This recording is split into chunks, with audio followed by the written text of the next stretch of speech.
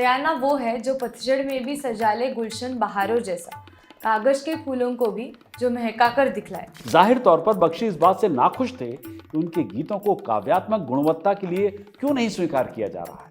After all, जो वो कवि की तरह लिखते थे वो बड़ी बात थी।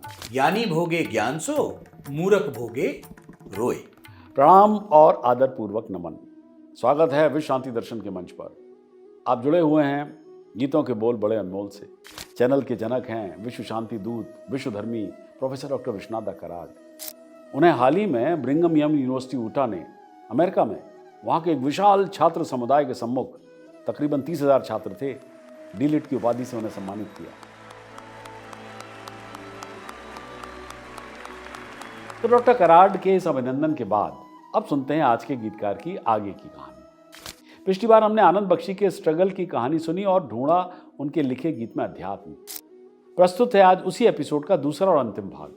आप देख रहे हैं गीतों के बोल बड़े अनमोल। साहिर लुधियानवी के अलावा आनंद बख्शी एकमात्र ऐसे गीतकार थे जो उनके लिखे फिल्मी गानों की सभी रिकॉर्डिंग्स में वो उपस्थित रहते थे। उनका वैसे मूल इरादा प्लेबैक सिंगर बनना था, गीतकार नहीं। हालांकि उन्होंने मोम की गुड़िया में लता मंगेशकर जी के साथ एक गीत भी गाया था। बागों में बहार आई, होठों पे पुकार आई, आजा आजा आजा आजा मेरी रानी। रुतबे फरार आई, रुतबे फरार आई, डोली में सवार आई, आजा आजा आजा आजा मेरे रानी। ये संगीतकार कल्याण जी आनंद जी थे जिन्होंने आनंद बख्शी को लता जी से परिचित कराया था।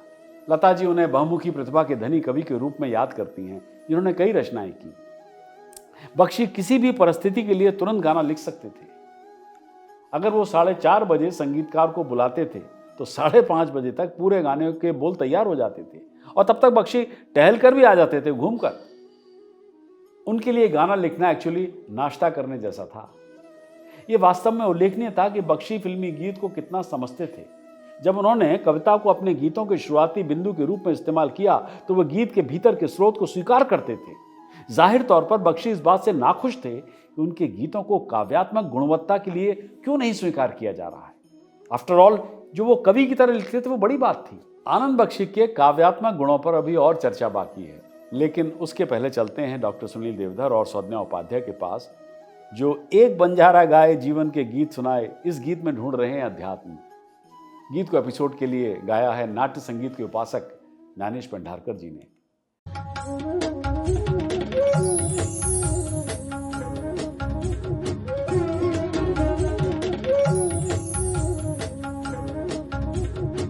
नमस्कार, स्वागत है आपका विश्व शांति दर्शन चैनल पर। आप देख रहे हैं गीतों के बोल बड़े अनमोल। हमारा आज का गीत जिंदगी की फिलॉसफी को बहुत ही सुंदरता से दर्शाता है। गीत है एक बंजारा गाए जीवन का गीत सुनाए। ये गीत मूवी जीने की राह से है जो 1969 में रिलीज हुई थी और इसके गीतकार है आनंद बख्शी। आज हमारे साथ फिर मौजूद है डॉक्टर सुनील देवधर जी। नमस्ते सुनील जी। नमस्कार। और इनके पुस्तक बड़े अनमोल गीतों के बोल, इस पर हमारे प्रोग्राम आधारित है। तो मैं आपका स्वागत करती हूँ विश्व शांति दर्शन चैनल पर। धन्यवाद। तो हम सुनते हैं आज का ये गीत। ज़माने वालों किताबें गम में खुशी का कोई फसाना ढूंढो। ज़माने वालों किताबें गम में खुशी का कोई फसाना ढूंढो। अगर जीना है ज़माने में तो हंसी का कोई बहाना ढूंढो।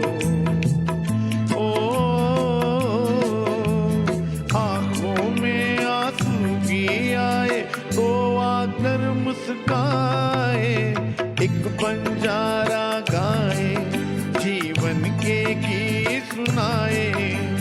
हम सब जीने वालों को जीने की राह बताए। सुनील जी, मुझे लगता है कि इन पंक्तियों में गीतकार शायद ये कहना चाहते हैं कि हमारी खुशी हमारे हाथों में है। जी हाँ। तो आपको क्या लगता है कि क्या मैं सही बोल रही हूँ या फिर, और इसमें क्या अध्यात्म क्या छुपा है? कई बार क्या होता है कि हम चीज़ों को सामने से देखते नहीं हैं और हम सोचते हैं कि वो नहीं होंगी, लेकिन वो सामने रहती हैं।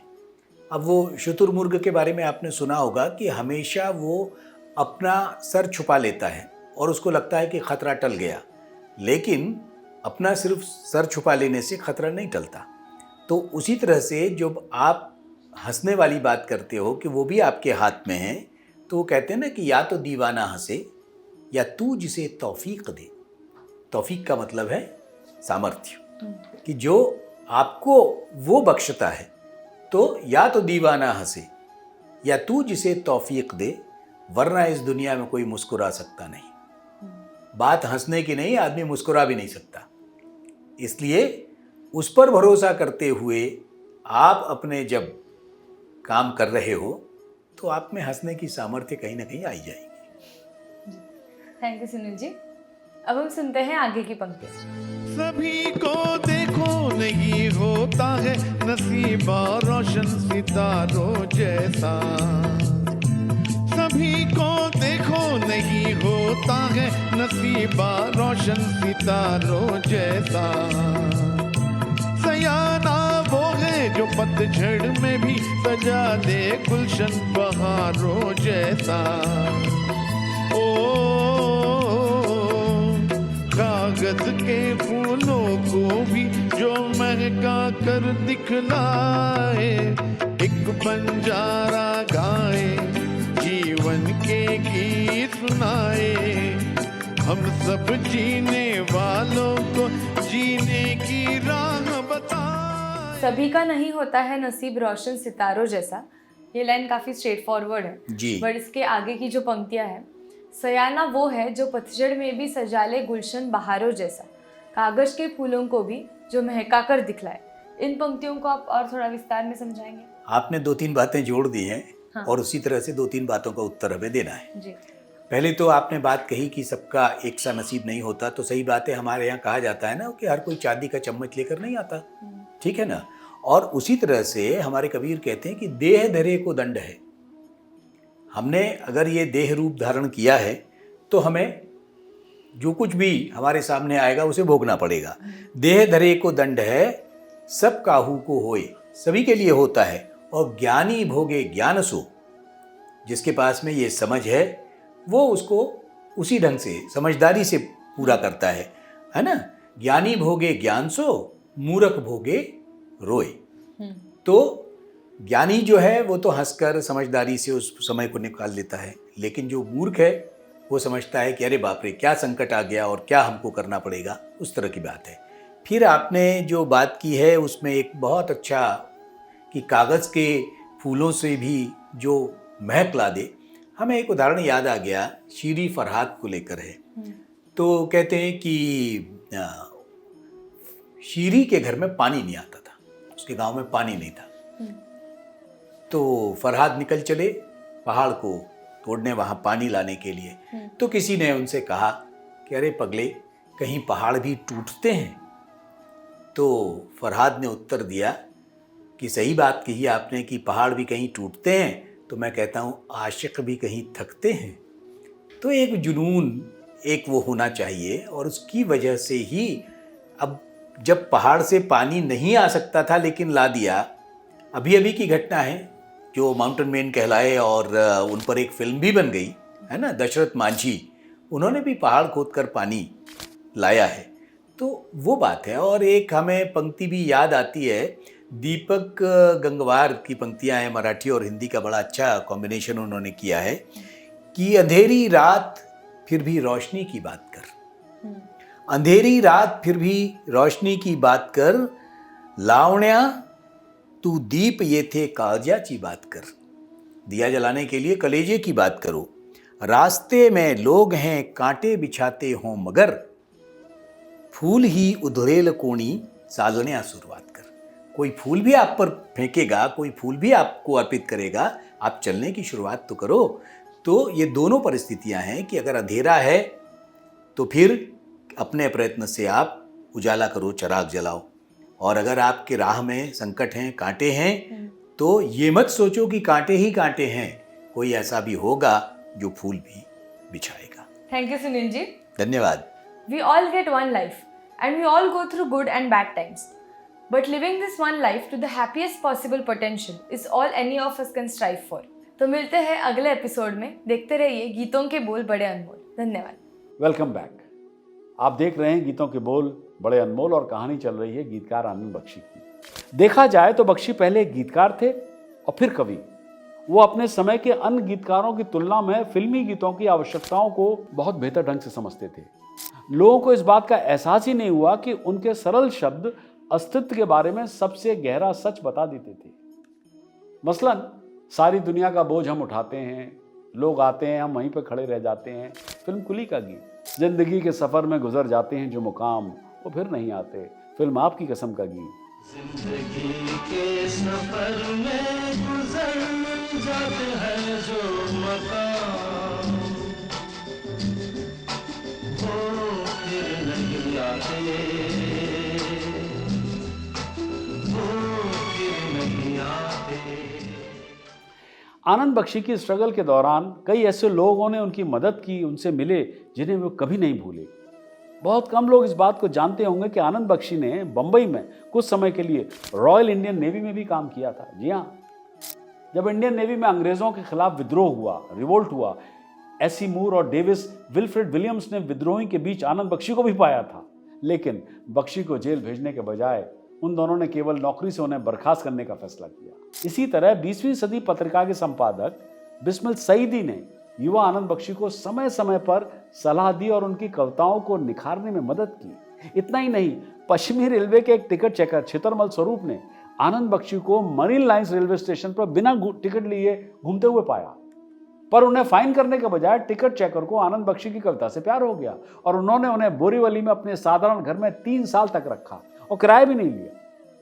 अभिनेता निर्माता भगवान दादा ने उनसे अपनी फिल्म भला आदमी के लिए गीत लिखने को कहा, जिससे उन्हें गीतकार के रूप में अपनी शुरुआती दिनों में काफी मदद मिली। बख्शी इन आकस्मिक मुलाकातों के लिए बेहद आभारी थे, जिन्होंने उनके जीवन को एक नया अर्थ दिया। अपने संघर्षों के साथ सशस्त्र बलों, पहले नौसेना और फिर सेना में बख्शी के कार्यकाल ने उनके मूल्यों और विश्व दृष्टिकोण को एक आकार दिया। उनकी सोच उनके शारीरिक व्यवहार की तरह एकदम सीधी सादी थी और इससे ही उनके उत्कृष्ट कार्य नीति का जन्म हुआ, जो वो बेहतर लिख पाए।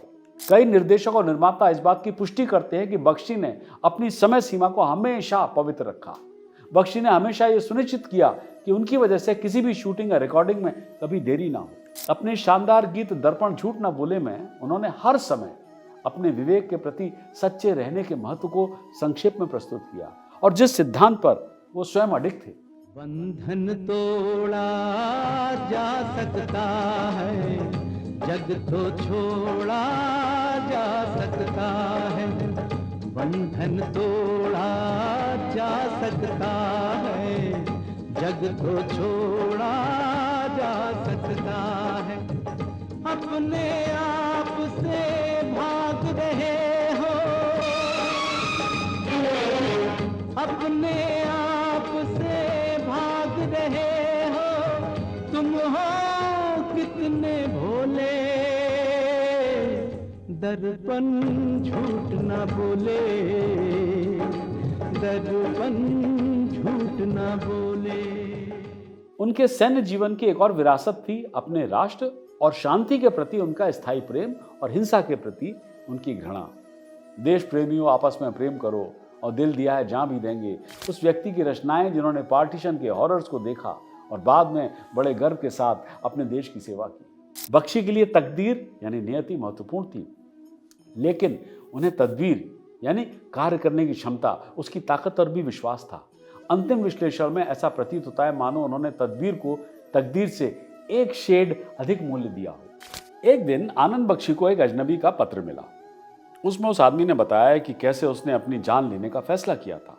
उसने कहा कि वो अपने गांव से गुजरने वाली रेलवे की पटरियों पर आत्महत्या करने के लिए लेट गया था।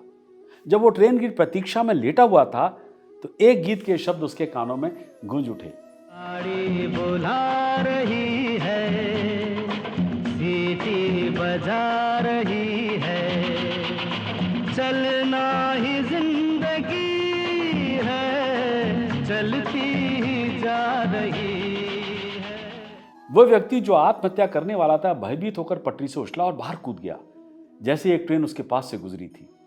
अपनी आखिरी सांस तक बख्शी इस पत्र को अपना सबसे बड़ा पुरस्कार मानते हैं। भला करने वाले भलाई किए जा। ये गीत मूवी घर संसार से है जो 1958 में रिलीज हुई थी।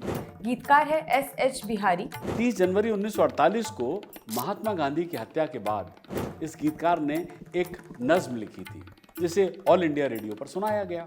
अयोग्यम पुरुषम नास्ति, कोई भी पुरुष ऐसा नहीं है जो अयोग्य हो, और योजकस्य दुर्लभा, केवल उसकी योजना करने वाला वो जरा मुश्किल से बनता है। तो गीतों के बोल के आज के इस एपिसोड को यहीं देते हैं विराम। अगली बार सुनेंगे गीतकार H.S. बिहारी की हिंदी फिल्मों के सफर की कहानी और ढूंढेंगे अध्यात्म उनके लिखे गीत भला करने वाले भलाई किए जा। सब्सक्राइब कीजिए, साझा कीजिए और देखते रहिए विश्व शांति दर्शन।